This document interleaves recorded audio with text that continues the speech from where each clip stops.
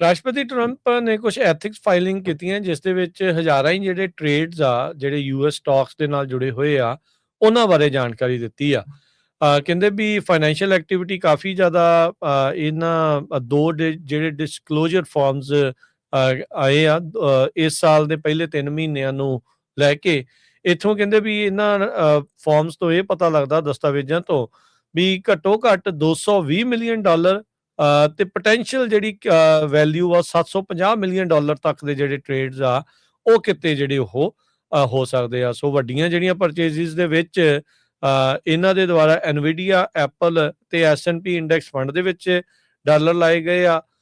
ਤੇ ਜਿਹੜੀਆਂ ਸੈਲਿੰਗ ਕੀਤੀਆਂ ਉਹਨਾਂ ਨੇ ਐਮਾਜ਼ਨ, ਮਾਈਕਰੋਸਾਫਟ ਤੇ ਮੈਟਾ ਪਲੇਟਫਾਰਮ ਦੇ ਵਿੱਚੋਂ 5 ਤੋਂ $25 ਮਿਲੀਅਨ ਤੱਕ ਜੋ ਆਪਣੇ ਐਸੈਟ ਸੀ ਉਹ ਉਹਨਾਂ ਨੇ ਵੇਚੇ ਆ। ਸੋ ਇਸ ਬਾਬਤ ਜਦ ਸਵਾਲ ਪੁੱਛਿਆ ਗਿਆ ਵਾਈਟ ਹਾਊਸ ਨੂੰ ਤਾਂ ਉਹਨਾਂ ਨੇ ਕਿਹਾ ਵੀ ਤੁਸੀਂ ਜਿਹੜੀ ਟਰੰਪ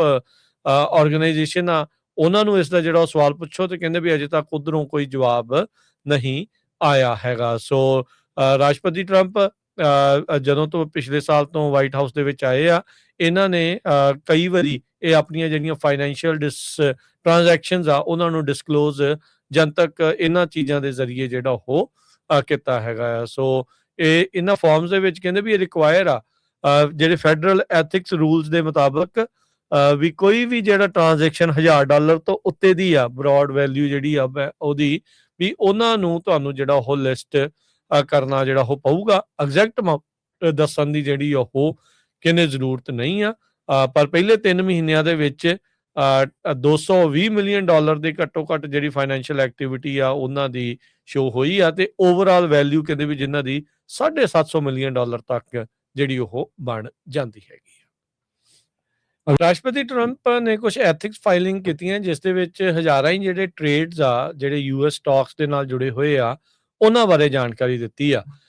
ਕਹਿੰਦੇ ਵੀ ਫਾਈਨੈਂਸ਼ੀਅਲ ਐਕਟੀਵਿਟੀ ਕਾਫੀ ਜ਼ਿਆਦਾ ਇਹਨਾਂ ਜਿਹੜੇ ਡਿਸਕਲੋਜ਼ਰ ਫਾਰਮਸ ਆਏ ਆ ਇਸ ਸਾਲ ਦੇ ਪਹਿਲੇ 3 ਮਹੀਨਿਆਂ ਨੂੰ ਲੈ ਕੇ। ਇੱਥੋਂ ਕਹਿੰਦੇ ਵੀ ਇਹਨਾਂ ਫਾਰਮਸ ਤੋਂ ਇਹ ਪਤਾ ਲੱਗਦਾ ਦਸਤਾਵੇਜ਼ਾਂ ਤੋਂ ਵੀ ਘੱਟੋ ਘੱਟ $220 ਮਿਲੀਅਨ ਤੇ ਪੋਟੈਂਸ਼ੀਅਲ ਜਿਹੜੀ ਵੈਲਿਊ ਆ $750 ਮਿਲੀਅਨ ਤੱਕ ਦੇ ਜਿਹੜੇ ਟ੍ਰੇਡਸ ਆ ਉਹ ਕਿਤੇ ਜਿਹੜੇ ਉਹ ਹੋ ਸਕਦੇ ਆ। ਸੋ ਵੱਡੀਆਂ ਜਿਹੜੀਆਂ ਪਰਚੇਜ਼ਸ ਦੇ ਵਿੱਚ ਇਹਨਾਂ ਦੇ ਦੁਆਰਾ ਐਨਵੀਡੀਆ, ਐਪਲ ਤੇ S&P ਇੰਡੈਕਸ ਫੰਡ ਦੇ ਵਿੱਚ ਡਾਲਰ ਲਾਏ ਗਏ ਆ ਤੇ ਜਿਹੜੀਆਂ ਸੈਲਿੰਗ ਕੀਤੀਆਂ ਉਹਨਾਂ ਨੇ ਐਮਾਜ਼ਨ, ਮਾਈਕਰੋਸਾਫਟ ਤੇ ਮੈਟਾ ਪਲੇਟਫਾਰਮ ਦੇ ਵਿੱਚੋਂ 5 ਤੋਂ $25 ਮਿਲੀਅਨ ਤੱਕ ਜੋ ਆਪਣੇ ਐਸੈਟ ਸੀ ਉਹ ਉਹਨਾਂ ਨੇ ਵੇਚੇ ਆ। ਸੋ ਇਸ ਬਾਬਤ ਜਦ ਸਵਾਲ ਪੁੱਛਿਆ ਗਿਆ ਵਾਈਟ ਹਾਊਸ ਨੂੰ ਤਾਂ ਉਹਨਾਂ ਨੇ ਕਿਹਾ ਵੀ ਤੁਸੀਂ ਜਿਹੜੀ ਟਰੰਪ ਆਰਗੇਨਾਈਜੇਸ਼ਨ ਆ ਉਹਨਾਂ ਨੂੰ ਇਸ ਦਾ ਜਿਹੜਾ ਸਵਾਲ ਪੁੱਛੋ ਤੇ ਕਹਿੰਦੇ ਵੀ ਅਜੇ ਤੱਕ ਉਧਰੋਂ ਕੋਈ ਜਵਾਬ